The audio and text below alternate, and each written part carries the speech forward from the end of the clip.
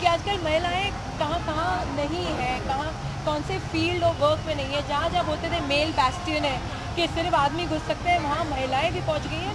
ये एक बहुत गर्व की बात है। सो आज का ज़माना कहेंगे तो वाकई में ये पल और एपिसोड्स किए और आगे जाके बैलेंस आउट करेंगे।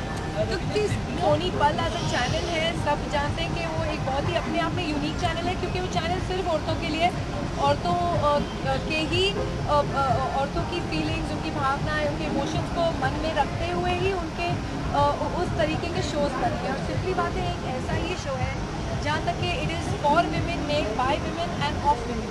तो एक्चुअली एक वैसा ही शो है। सास बहू के नहीं है, सास बहू के लिए है। तो मतलब ये औरतें जो टीवी ऑडियंस है उनके लिए स्पेसिफिकली ये शो बना है।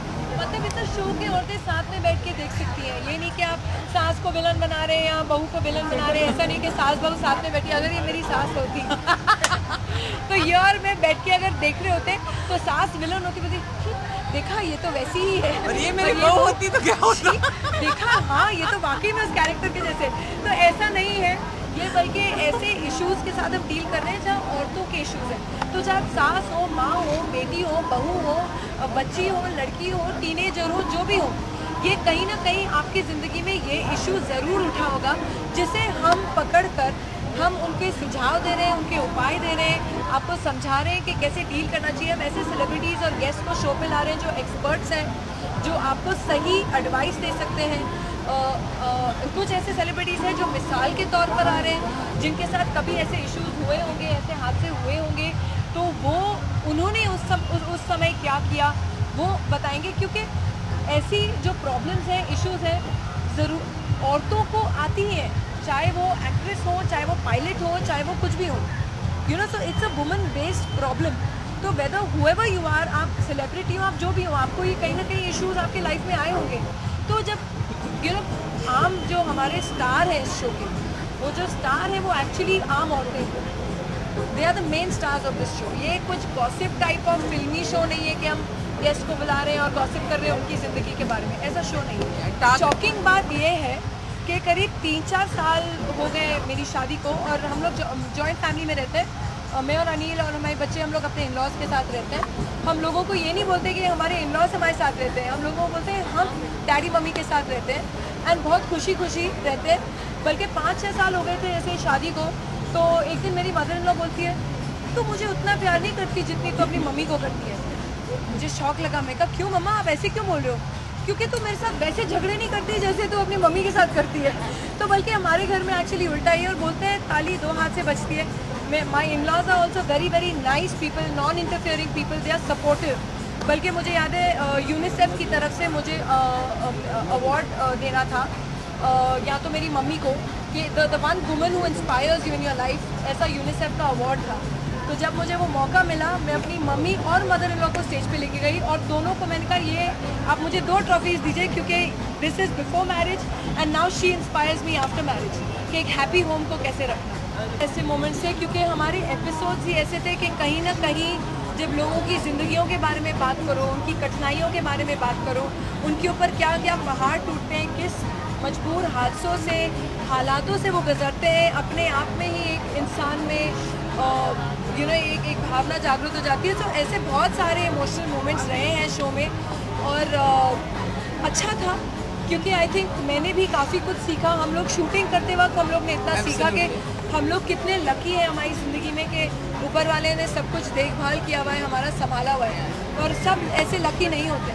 सी और आपको औरत को एम्पावर कर रहा है, जैसे मतलब आप हेल्थ हो, फिटनेस हो, बच्चों की प्रॉब्लम, फैशन, ब्यूटी, ये वैसी है। ये आपको एम्पावर कर रहा है, वो आपको इन द फोरफ्रंट प्रॉब्लम ला रहा है जो एग्जिस्ट कर रहे हैं। तो दे 2 डिफरेंट शोज है ना फैमिली में काफ़ी ऑफ स्क्रीन नहीं। अगर कभी भी मैं प्रोडक्शन खोलूंगी तो अपने डैड के नाम पे, जो उनका था रवि टंडन प्रोडक्शंस, अभी कभी स्टार्ट करूंगी तो उनके बैनर पे ही स्टार्ट करूंगी। शो का नाम है सिंपली बातें, और बातों बातों में ऐसी काफ़ी चीज़ें निकल आती हैं जो पर्सनल भी इश्यूज आप डिस्कस करने लगते हो, क्योंकि मैं होस्ट हूँ, मैं गेस्ट नहीं हूँ शो पे।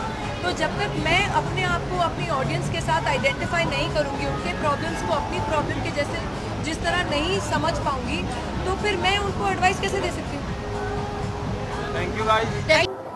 देखेंगे तो ही कुछ कह पाएंगे, अभी तो देखा नहीं है। सिर्फ मुझे मालूम है अनु की कंपनी एक नया प्रोग्राम कर रही है, तो we wish them best of luck. Women को वैसे वुमेन ज़्यादातर प्रॉब्लम सॉल्व करती हैं, देती नहीं है, बट आई थिंक हर जो इंसान को, आदमी को प्रॉब्लम होती है, शायद वही प्रॉब्लम औरतों को भी होती है। और I think basically the only problem जो औरतों को होती है और आदमियों को नहीं होती is beauty related. So I think बाकी हेल्थ है या वर्क है या फैमिली है, वो तो सब कॉमन ही रहते हैं। आई थिंक एक लड़की ऐसी चाहिए थी जो कथक कर सके, डांस कर सके, तो तब मैंने वो म्यूज़िक वीडियो करी और उसके बाद पहली फिल्म करी। और एक तरह से उस वक्त रिस्क लिया क्योंकि तब मैं कॉलेज में थी और बिल्कुल स्कूल ख़त्म ही किया था, पर अभी भी कभी कभी एक ड्रीम लगता है और बहुत खुश, I am very happy, I am very glad that I am part of cinema. मेरा पहला शॉट ये था कि मैं कॉलेज में हूँ और मेरी रैगिंग हो रही थी उस वक्त, तो काफ़ी आसान था मेरे लिए क्योंकि तब मैं भी फर्स्ट ईयर कॉलेज में ही थी, तो काफ़ी फ्रेश थी वो मेमोरीज, तो आसान था वो शॉट, पर बहुत मज़ा आया। अभी तक वो याद है, वो पहला शॉट कभी लाइफ में भूलता नहीं है।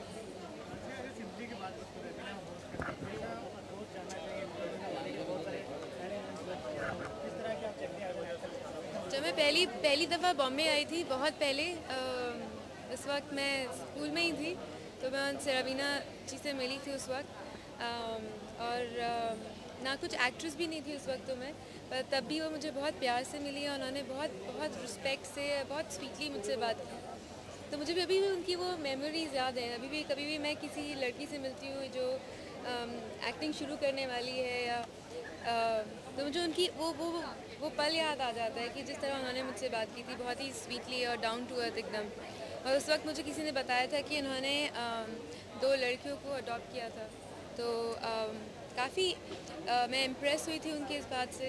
और जब ऐसे लोगों से आप जब शुरुआत में मिलते हो, they kind of impress you, they kind of leave a mark in your head, तो या it was a special moment.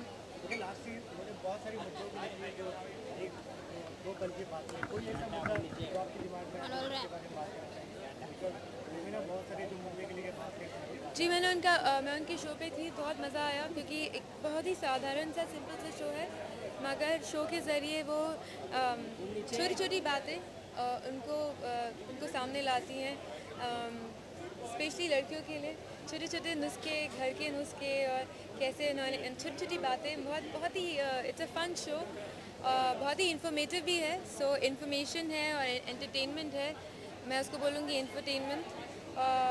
और मैंने उनके साथ शो में भी ये बात अपनी शेयर की थी। उन्होंने मुझसे पूछा था how do U D stress, तो मैंने उन्हें बताया था कि मैं एक छोटा सा एक NGO चलाती हूँ जो एक स्पा है, जिस स्पा में जितने भी लोग काम करते हैं वो देख नहीं सकते, अंधे हैं, ब्लाइंड है, विजुअली चैलेंज्ड हैं, और जो विजुअली चैलेंज हैं उनको they are blessed with sense of touch. तो जब वो मसाज देते हैं तो उसमें उनकी कुछ भगवान की देन होती है, वो उनके हाथों में जादू होता है।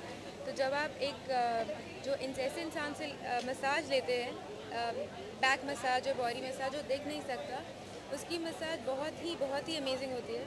तो मैं वहाँ जाके डी स्ट्रेस करती हूँ। उसका छोटा सा NGO है, छोटा सा स्पा है मेरा, उसका नाम है स्पंदना यानी कि टच। तो या आप जो भी लोग देख रहे हैं, सुन रहे हैं इस वक्त, मुझे ज़रूर आइए, लोखंडवाला में है, छोटा सा है पर बहुत अच्छा है। बहुत ज़्यादा एक्साइटेड हूँ, इसलिए आज इस पार्टी में आई हूँ बिकॉज सिंपली बातें विद रवीना का एक एपिसोड है जो ज़्यादा मज़ा आ रहा है। Anu Ranjan ma'am, she is doing really wonderful work and that's why I have come for her. मेरी ज़िंदगी के एक्चुअली बहुत सारे ख़ास पल हैं। सबसे ख़ास पल जब मुझे मेरे सॉन्ग्स के लिए अवार्ड्स मिले, स्पेशली जी से अवार्ड, और ऑफ कोर्स जब भी जैसे कि मैं हार्ट पेशेंट्स के लिए गाती हूँ, जब भी कोई ऑपरेशन होता है, डॉक्टर अंकल बाहर आकर कहते हैं कि बधाई हो पलक, तुम्हारा बच्चा बच गया। So I think that's the most exciting पल फॉर मी। बात की जाए शोज की, बहुत सारे शोज हैं, ये शो कितना अलग रहेगा, कितना पसंद है? ये शो आई थिंक इसलिए अलग रहेगा क्योंकि इसमें ऐसे मसले उठाए जा रहे हैं जो कि हमारी आम जिंदगी से बहुत ज़्यादा कनेक्टेड है। तो आई थिंक जो ऑडियंस है, जो स्पेशली विमेन है, वो बहुत ज़्यादा कनेक्ट कर पाएंगी। और सिर्फ मुद्दों को उठाया नहीं जा रहा है, बल्कि उन पर डिस्कस की जा रही है, उनकी क्या सोल्यूशंस हैं वो भी डिस्कस किए जा रहे हैं। So it's really impressive. यहाँ जो एक गाना पलक टीचर्स डे भी आ रहा है, हाँ। तो कुछ ऐसे मोमेंट जो आप शेयर करना चाहें आज यहाँ पे हमारे साथ? एक्चुअली बहुत सारे मोमेंट्स है, बिकॉज मेरी अभी तक बहुत सारे टीचर्स रहे हैं। मैंने क्लासिकल सीखा, उर्दू सीखी, वॉइस कल्चर की ट्रेनिंग ली, स्कूल में बहुत सारे टीचर्स रहे हैं। मेरी मम्मा मेरी सबसे बड़ी टीचर है, बिकॉज हर मोमेंट पे मुझे गाइड करती आई है। मैं बिल्कुल भी म्यूजिकल फैमिली से बिलोंग नहीं करती हूँ, बट अभी मेरी मम्मा इतनी ज़्यादा म्यूजिकल हो गई कि इनफैक्ट मुझे स्टूडियो में भी गाइड करने लगती है। गाना तो आप हैं तो गाना तो बनता ही है, और स्पेशली टीचर्स